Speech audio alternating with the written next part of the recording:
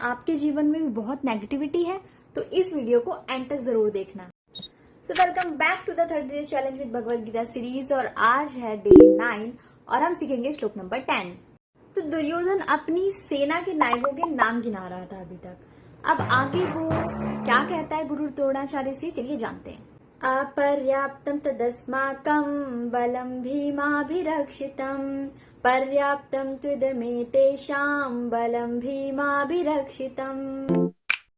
तो यहाँ पर दुर्योधन कहता है कि जो हमारी सेना है वो भीष्म पितामह के द्वारा सुरक्षित है बट फिर भी अपर्याप्त है, लेकिन जो सेना पांडवों की है वो भीम के द्वारा सुरक्षित है और वो पर्याप्त है।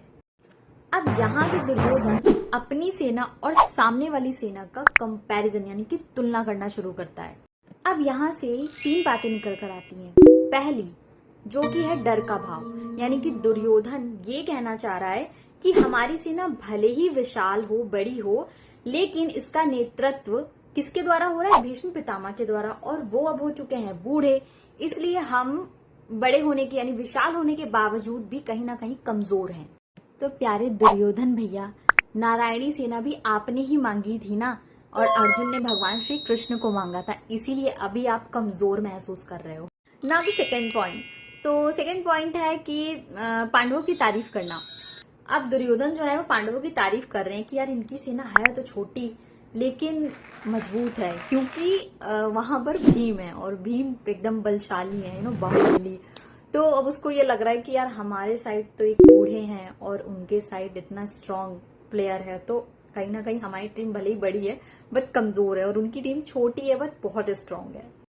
Now the third point is कि दुर्योधन के मन में युद्ध शुरू होने से पहले ही डर और असुरक्षा का भाव उत्पन्न होने लग गया है। बट यहाँ पर कंटेक्स्ट समझना कि डर और असुरक्षा, ठीक है, युद्ध से पहले दुर्योधन के मन में भी आई है और अर्जुन के मन में भी आती है, ठीक है, अर्जुन जी के मन में भी आती है। बट जो दुर्योधन है वो यहाँ पर मतलब उस तरीके से ले रहा है कि ये लोग मतलब स्ट्रांग है, सामने वाली टीम, हम हार ना जाए, ये वो ऐसा सोच के इनसिक्योर हो रहा है। बट जो अर्जुन जी का भाव था वो ऐसा था कि ये मेरे अपने हैं, मैं इनको कैसे मारूं। मतलब डिफरेंस देखो, दोनों ही डर और असुरक्षा महसूस करते हैं युद्ध के स्टार्टिंग में, बट अर्जुन की इंटेंशन अलग है और दुर्योधन के अलग। तो ये एक बहुत बड़ी सीखने की बात है कि हमारे भाव क्या है ना। इसीलिए भगवान श्री कृष्ण अर्जुन को गीता का ज्ञान देते हैं।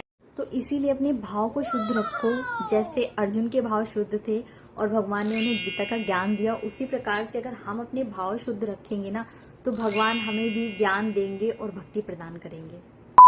तो इस श्लोक में जो मेन सीखने वाला पॉइंट वो यही है कि हमारी सोच कैसी है, हमारे भाव कैसे हैं, ये बहुत मैटर करता है। देखो, भीष्म और भीम दोनों ही बहुत ही महान योद्धा हैं, लेकिन दुर्योधन की एक नेगेटिव जो थिंकिंग है, जो नकारात्मक उसकी सोच है, उसके कारण उसे ऐसा लग रहा है कि भाई वो ज्यादा स्ट्रांग है और ये ज्यादा कमजोर है, ठीक है। तो यहाँ पर हमारी सोच पॉजिटिव है कि नेगेटिव है, ये बहुत मैटर करता है। स्पेशली किसी भी युद्ध, वो युद्ध हमारे जीवन का भी हो सकता है, ठीक है, वो पढ़ाई लिखाई में भी हो सकता है, हम कंपटीशन की तैयारी करें उसमें भी हो सकता है।